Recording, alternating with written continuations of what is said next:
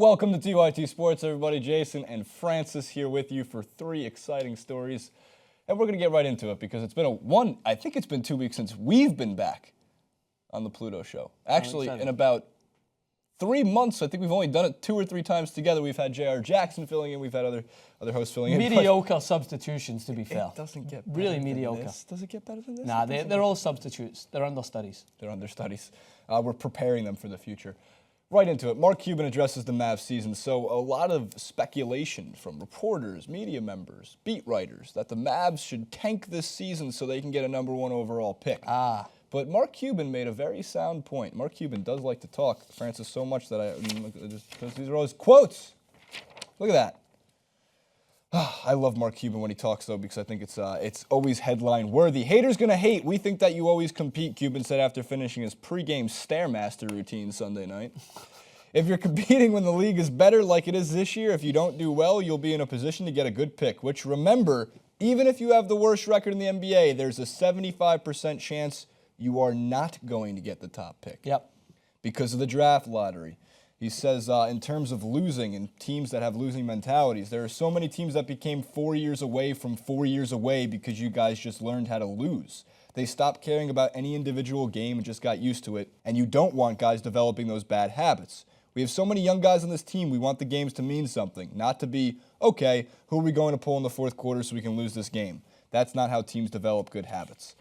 The only way you overcome that is to have the ultimate superstar carry you through, and it's a tough time to draft the ultimate superstar. I don't see any Shaqs or LeBrons or Tim Duncans in this draft, so I don't think that's the right way to do it. You just ignore the haters, let them bitch, and go about your business. Makes a lot of sense. But also what's just funny about this is it gives losing teams an excuse when people try to rag on them. Like, your team sucks. Well, we're just trying to get the first pick next year. We're deliberately sucking. We're the best at sucking. That's what makes us great. But if you're going to actually look at this realistically, no team, regardless of who is coming out of the next draft, whether it's Shaq, the next LeBron James, the next Tim Duncan, you don't want to sacrifice a season of just sheer misery to try and get yourself a chance to get a player to come out. Fans want to turn up and see their team at least try, at least compete, at least do something to merit them spending money coming to watch them every week. Like the Mavs last year, I highlighted this on an earlier clip. When I saw the Spurs completely devour them at one point, I thought they're in trouble. They don't look at all. They're gone past the days of relying on Dirk to try and get them through tough times. He's been injured through most of the season. And he's been injured as well. And even so, he's getting on a little bit. So for me, they've relied on that superstar to kind of maintain them at a decent level since the Mavs won back in when they beat the Cleveland Cavaliers. And since then, I thought that they've been kind of flirting with the line of relying too much on Dirk Nowtizki and needing to really have smarter picks. I don't think the way to go about it is by tanking your season. I think that helps no one, and it makes everyone pretty sad. Well, I agree with you on that because, for one, if you were guaranteed the #1 overall pick, tank.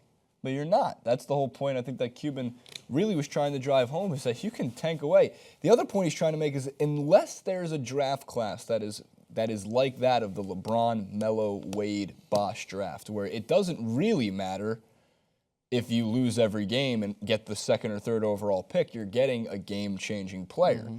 But look at the last 10 drafts. I mean, half the #1 overall picks turned out to be unbelievable talents. Anthony Davis being one of those guys. Chris Paul didn't go #1, so I can't even say it. Anthony Davis being one of those guys. Ben Simmons, we don't know. You know, in terms of the injury, until he comes back, although there's a lot of reason to trust the process and the actual process. Joel Embiid, who was the 3rd overall pick in that draft. Andrew Wiggins was the #1 overall pick in that draft. He's turning out to be okay, but is he a game-changing player right now? He will be. He will be.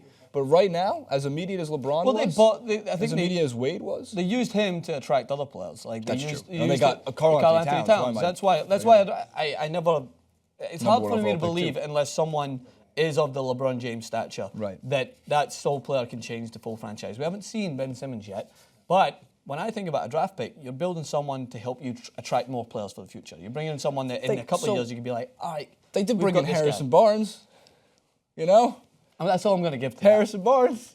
He'll be good for the fourth quarter. I root for Harrison Barnes. I think. So do I. I think he was a great versatile player at the Golden State Warriors. He's not a superstar. No, he's not a superstar. But with Dirk Nowtizki, even when he comes back, and it was remarkable that Dirk at one point was a 50-50-90 shooter last season in like his 18th year in the NBA. The age of 52, it's crazy. Yeah, it's pretty amazing for a guy who's, that old and playing for that long.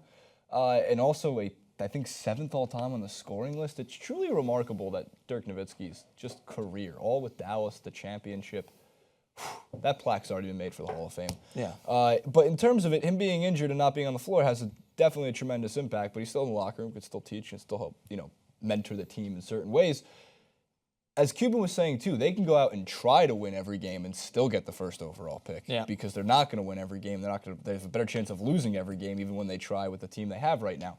So in terms of Cuban's his points in this matter, in this case, he's spot on. Why tank? Why tank if you're not going to get a number 1 overall pick if there's a chance you don't? And he also mentioned that they could be active at the trade deadline, depending on what's available for maybe stocking up on some picks, because you might get a Kobe Bryant who did not go first overall. You might find a diamond in the rough. You might find a Manu Ginobili in the 2nd round. Yeah. A lot of it comes down to scouting, drafting, and building your team accordingly. I feel like it's the easy answer to be like, all right, we're just going to lose and we'll get this pick, and all of a sudden things are going to change. Like, it never works like that.